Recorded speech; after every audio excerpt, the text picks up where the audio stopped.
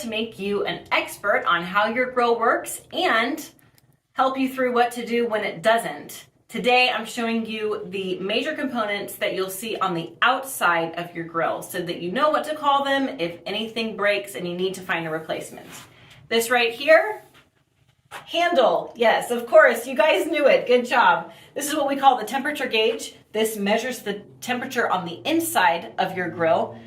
On a really high-end grill, you should expect this to work well. On lower-end grills, many people buy their own separate temperature gauge to make sure they know what temperature is going on the inside of their grill. Sometimes they're dual probed, so you put one in whatever you're cooking and one stays in the ambient temperature of your grill.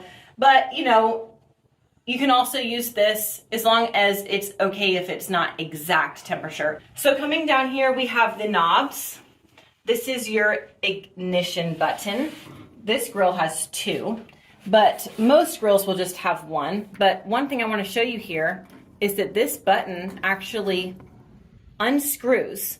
The most common reason an ignition does not work is because there is not any battery or not a working battery in this module right here. So if your button doesn't click when you press it, it should go click, click, click, click, click, click, click. If it doesn't do that, unscrew it, check your battery, flip it around, blow on it, get a new one, you know, all those tricks, and then try again. That should click when you press it.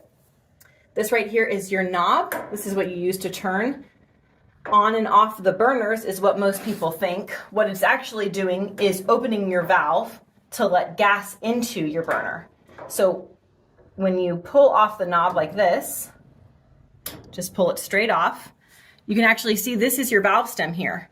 So this is what you're turning to put how much gas is going into your burner. This is a bezel right here. That just makes it look a little bit nicer. On this Profiler, we actually have a real metal knob. Most of the knobs out there today are going to be plastic. You just want to put it straight back on. Right here you see we have a side shelf. Some grills have a side burner installed into the side shelf. This one doesn't. And this right here is actually your rotisserie motor. On this grill, the drip pan or grease tray actually pulls out from the front. Yours might pull out from the back. This is a completely flat grease tray, which just means that you would need to clean it from time to time, but it's still totally safe. Yours might have a hole, it might be angled down. If yours does have a hole, it absolutely needs to have something that catches the grease from underneath.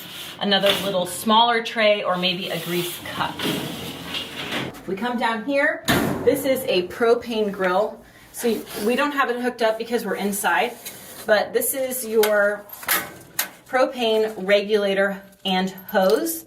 This will connect up here to your manifold. The manifold is what houses the valves, and it runs right along the back side of the faceplate of your grill behind those knobs. This will connect into your 20-pound propane tank, and you turn your tank on, turn your burners on, ignite your burners, and you will be cooking with gas, as they say. So if you found this video helpful, please do subscribe to our channel. You can also find us on social media. We are the Grill Parts Pros on Instagram, TikTok, and Twitter, and we're also on Facebook, of course. You can find all these parts and more at GrillPartsSearch.com. Thanks for watching.